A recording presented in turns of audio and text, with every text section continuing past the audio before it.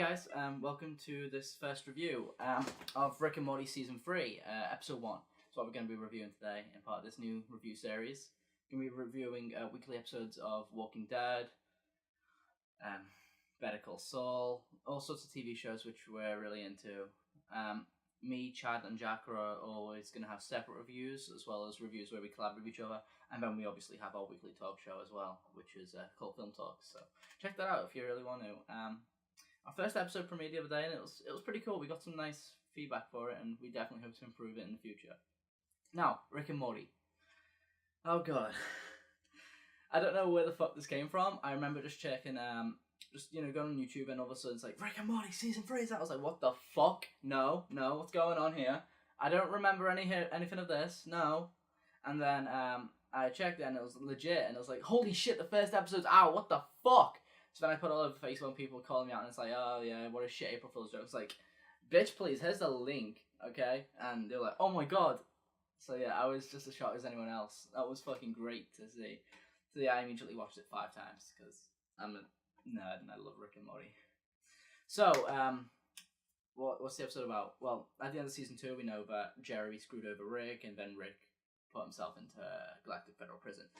We discover why he did that this episode and how he gets out, and really it blew lots of fan theories out of the water. Like, we all thought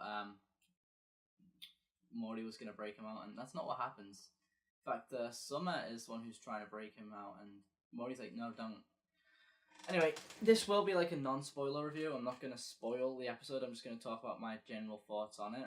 It is by far the best premiere the show's ever had for a brand new season. So for a first episode of a new season, it's the best they've done. And it is probably going to be in my top 5 episodes ever, maybe top 3. I'd really have to think about it, but it is that fucking good. It was so frantic. It fit in like a feature film amount of plot development and character development all within 22 minutes. It was just incredible. It was going like that.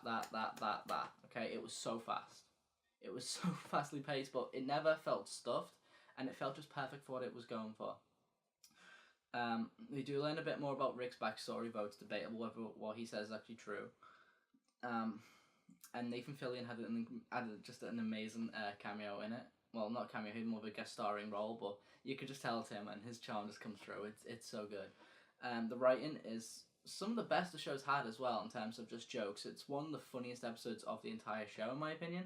Like, I laugh at Rick and Morty in that, but I love it for the characters, not for the humour, even though the humour is a great part of it. But I was just laughing every fucking minute. It was so good. It was so quippy, and just the humour in it was just so dark. Especially the ending. Wow. I could talk about that for days, but spoilers, obviously. But, no, it was just so fucking dark. Like, we get to see a new layer to Rick that we'd seen hinted at before, but this time it went like, he might actually genuinely be a truly unlikable character. He might be that bad of a human being. And it was really, I was not expecting that. When I went into this premiere, I was hoping to, like, get some feels, cry, maybe see a more human side of it, when it was the opposite. He's reversed into himself more than ever, and it's really heartbreaking to see that, but at the same time, it's so funny. And it also has probably the best McDonald's I've ever seen. Because if this show has got such a cultural impact, it might force McDonald's to bring something back that we haven't had in years. And it'll be hilarious if the show actually managed to pull that off.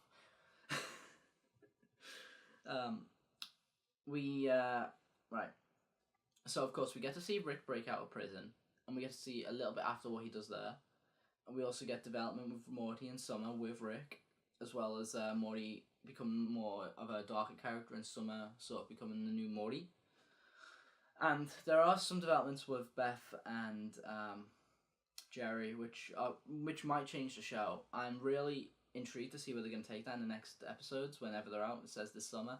But what they do with Beth and Jerry is new, even though it's been building up to it for quite a lot of time. And I'm really, really interested to see what can come of what's happened with them, involving them. So overall, guys, I have no negatives with this episode whatsoever. It was everything I wanted it to be. It's everything any fan wanted it to be. It surprised us. It came out of fucking nowhere. The fucking release was just... Oh, it was so Rick and Morty, the way they did it.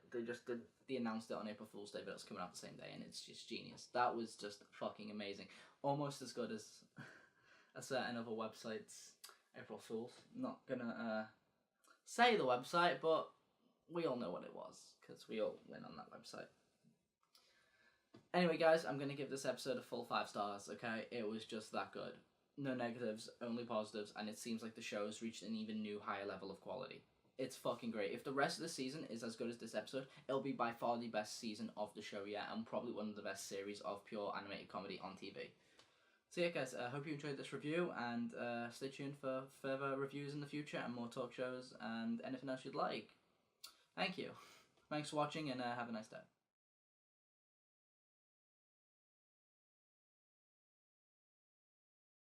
Hey guys, welcome to my review. Fuck, no.